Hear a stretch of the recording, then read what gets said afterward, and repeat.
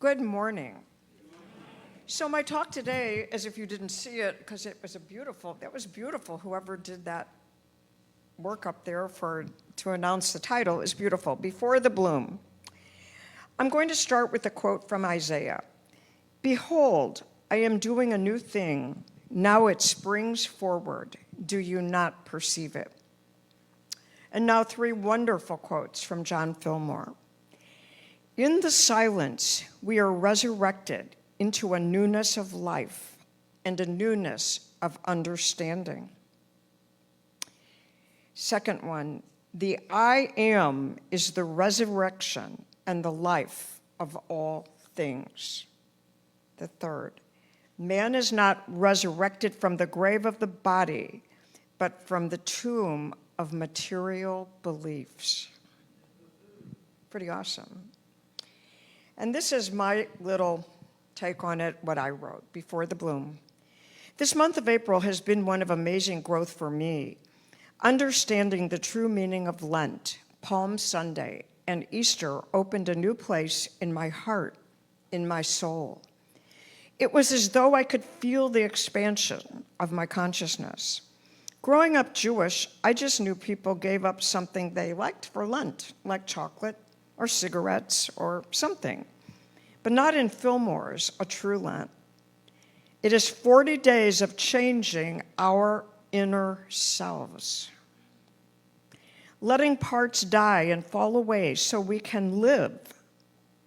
Palm Sunday, Jesus riding into Jerusalem on a donkey. That was so powerful for me. Who is riding the donkey?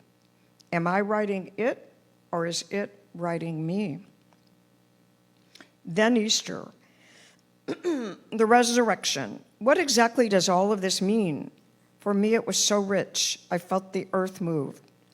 I was awe-filled. I became aware of all the inside work I have to do to become the flower that blooms. So as I started thinking about what I was going to talk about today, I thought, since this is pretty much the end of April, it would be a good time to go back and reflect, because we've seen so much blooming and we see all the beautiful trees and the flowers. But how often do we think about what happens to that little tiny seed before it becomes the bloom? When I was studying Kabbalah, what I thought was so interesting, because I never really knew that before. I mean, I've never done any farming, and I really don't know much about planting. And I have to really be honest, things don't bloom at our house. They come and go on to the land of the Spirit when they come to us in a very short time. But what I realized is that literally that seed totally decomposes. It totally just goes away. If you dug it up, there would be no seed anymore. And that seed is what produces the tree, the flower, all of the beautiful things we see. So let me go back to Lent and to, I always thought, that sounds so silly, because the God of my understanding would not care one bit if I ate chocolate or I didn't, or what I ate. That the God of my understanding would care more about how I treat you and you and you, and how I can allow myself to live in a country that is so wealthy, where people go without food, and a church or others have to have a food pantry so people can come in to get food to eat.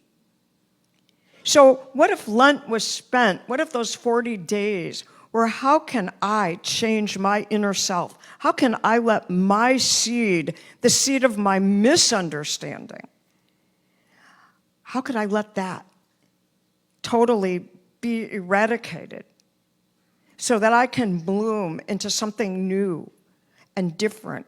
No. I don't like that. I did a talk on transformation a few weeks ago. And transformation isn't really about changing yourself. It's really just becoming the best self that you already are. Because in spirit, each of us is already perfect, whole, and complete. But that does not mean your personality is great. So you may have a wonderful spirit, but it doesn't always show on the outside. And so the key is to make them match, coordinate those two. So for me, I thought, oh my gosh, what if I had a 365-day Lent? That would even be better than 40 days of getting up every morning and saying, okay, God, help me be better today because I cannot do it on my own. We have no instruction book for any of this. I've said it repeatedly when I spoke. When our son passed away, there were no they give you this list of things. Go to a counselor. They will tell you things to do that are supposed to make you feel better. They don't. There are no instructions. It said it in that song. We don't know what's around the corner. But we can take each thing that comes at us, and we can take it, and we can use it to help us bloom into a bigger tree, into a more beautiful flower. Just being more of who we are. Now, I loved Palm Sunday because the Hosanna, by the way, is a Hebrew word. And I think it actually means it's asking for help. And so when they were singing Hosanna, Hosanna, when Jesus rode through, they were asking for help, but it was like, we know you can do it. But this is the cool thing about the donkey and Jesus riding it. So in almost every spiritual study, it will talk about, we have two parts, our higher self, and I don't know that I want to call it our lower self. Let's just call it our ego. And in some of the 12-step programs, we use it. Ego is easing God out. But I really believe we need to have our ego as well as our higher self as long as we are walking on this planet. Because your ego is the thing that tells you, you know what, I'm really hungry. I need to eat something. Or I don't feel well, I think maybe I should go to the doctor. I mean, maybe if you're a Christian Science, you can pray enough and you won't have to. I'm not at that point, so I still go to a doctor if I'm not feeling well. But that's what our ego is here to do. It's here to take care of that human part of us. However, go back to this quote, man is not resurrected from the grave of the body, but from the tomb of material beliefs. If we let that ego take over, and that ego is what rules our life, and that's what the donkey represents, we are no greater than the donkey. And the truth is, we spend our lives acquiring more and more and more stuff so that when we pass on, our children hate us. Because they have to go in and clean out all that stuff we spent our lives acquiring, and you will never see a U-Haul following a hearse. Unless you're going to be put in a tomb like King Tut and you want it all to go with you or something. But none of that goes with us. And that's what so many of us spend our time on. How much more can I have? One house isn't enough. I need a vacation home. Wait, but I want 3 vacation homes. And, I need a Sunday car and a Monday car. I can't just do the both, a weekend car and a week car. I mean, we acquire. I had a friend, and I say had, and I still bless her, but we're not really friends anymore, that I said, so what is so-and-so like? And she said, she's wonderful. She drives a Mercedes. I said, no, that wasn't my question. What is she like? She goes, well, she has a house in the Ozarks. And I realized that my question was upon dead ears. That's what I'm talking about. Are you riding the donkey, or is the donkey riding us? Dee and I were just laughing because both of us happen to love clothes. And I just whispered in her ear, I said, no matter how spiritual I got, I will always love my clothes and makeup. That's just part of who I am. But it doesn't mean that what I have makes who I am. Listen to people's conversation. John, I hope your new car makes you happy. Well, if it does, I want one of those. Because a car will not make you happy. It might be pleasant to ride in. It might be safer than your other car, but it will not make you happy. Oh, I need a new relationship. I love it when I counsel couples and, separately, and they'll come in and say, I'm not getting what I need out of this relationship. And my question always is, well, are you giving what the other needs out of this relationship? This isn't all about what I need. It's about what we need. And that's what I loved about the donkey. Who is riding the donkey? If you love clothes and you love whatever it might be, jewelry or cars, enjoy them. Enjoy them to the fullest. Music, enjoy it. It brings pleasure and joy to others. But it isn't who you are. And that is what we need to remember. That we are the seed, and that seed can live like it would at my house, which means it will never bloom, or it has a chance maybe to live in somebody else's house and bloom into a beautiful flower. But we have that ability to do that for ourselves. When we are living in fear, in anger, in jealousy, in all of those things that take us to a darker place, we are not blooming. We are dying little by little by little. So Palm Sunday was like really a big awakening for me. I just keep seeing that picture of Jesus riding that donkey. And that donkey had no power over him. And then Easter. This was kind of interesting too, because there's a book out. I don't know if any of you have read it. I haven't, but I read like the little summary of it, The Magdalene Revolution. Anybody here read that? At one of the other places I was speaking, they were doing it as a book study. So I started to look it up, and what was really neat, and I don't know, does anybody know who was the first one to see Jesus resurrected? Mary Magdalene. Mary, which I'm going to tell you a funny little story about that too. Not about Mary Magdalene, but about myself. But Mary Magdalene, she was the first to see Jesus because she stayed. She did not leave. And all through the Bible, they try to portray Mary, as kind of a second nature person or whatever. And actually, in this book, it talks about her as being like Jesus' co-partner, that she was on the same level of spirit as Jesus was. But I just want to throw in a little caveat because I personally think it's really funny. I hope you will too.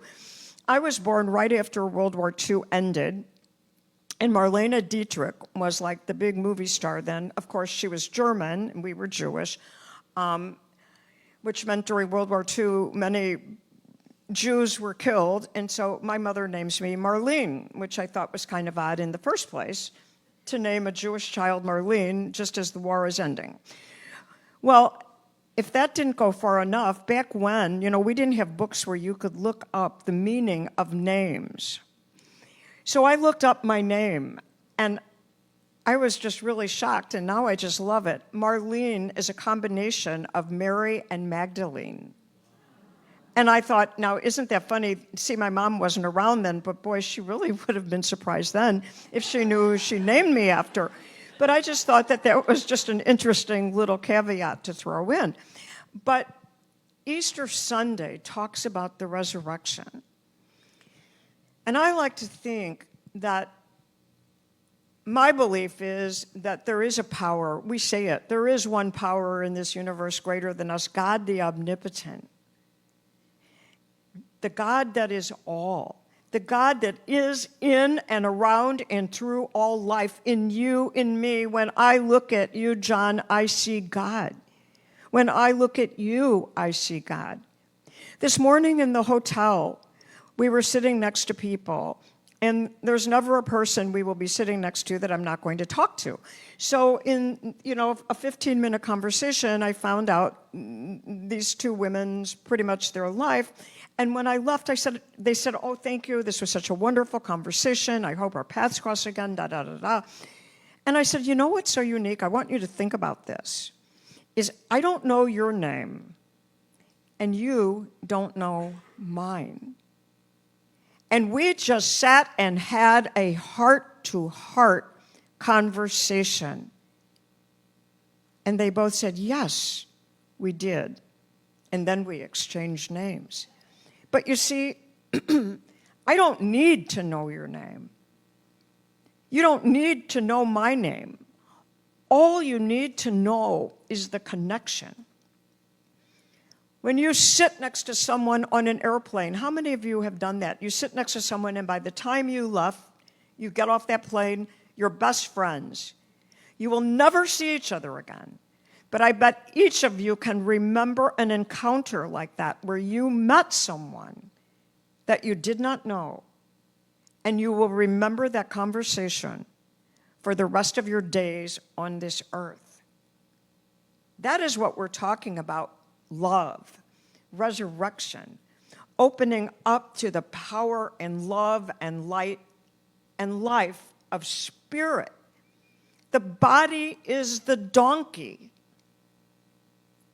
That's what the body equates to. We are mammals, people. You all knew that, right? We're part of the mammal group. And we're part of the physics table. We're made out of the same stuff that this is, just in different proportions. What are we, 90% water, or what's the, does anybody scientific enough to know the percentage? But a lot of us we're just water. We're part of all that is. And the other thing I was thinking about, like in resurrection and growing and opening your consciousness, is the arrogance of human beings. That we say, we are better because we have communication. Well, my husband, I didn't watch it yet, but I want to. He was watching the whole thing on National Geographic about bees. Well, I like to think about ants, because when you see an anthill, somehow they're communicating. How do they know where to build what part of it? I think every species communicates. And I don't know that they're smarter than us. Maybe they are. Maybe they don't need computers to communicate. Maybe they're just able to do it their own way. Trees communicate. Did you know that? I was listening to something on NPR one day when I was walking, and I'm going, oh my God. The tree knows its baby. They know each other's root systems. Do you know how big isn't that mind-boggling? What an amazing world we live in. And so the only thing that I can think of is that if this physical world can be so amazing, I can only imagine, I can't even imagine what our next world is going to be like. So I want to end with the poem that I wrote, Before the Bloom. What does the seed have to do before it becomes a flower for you? Actually, it has to decompose in order to become a beautiful rose. It has to die, to go away, to become a flower, a beautiful bouquet. I will compare myself to a seed, knowing there are so many things I need to do to live and grow. Get rid of what I think I know. Make some room, move things around. Listen to the small, still voice. Not a sound from me. Just open my heart, become aware of a new place to start. Release the old that works no more to give me the chance to open a door. I want to transform into the very best me. Open eyes wide so that I can see. Let go of my shortcomings, simply let go. Let the light of my Creator simply show me the path to take. It is okay to make a mistake. It is not about changing. It is just rearranging my thoughts and actions. Give them up. Then I will hold the winner's cup. No competition. This is personal. As I err, I will be merciful. Just simply on my own course, gently loving, never with force. And now let's just take a moment to relax and simply reflect. And as you take a deep breath, begin to think about the wonder and the beauty and the joy that lives inside of you, that you are free to let go of, to share with the world. If you can sing, go out and sing. If you can hug, go out and hug. Just be it, do it, see it. See yourself living a ministry, whether it is in the grocery store, at work, or in your neighborhood, smiling at every human being,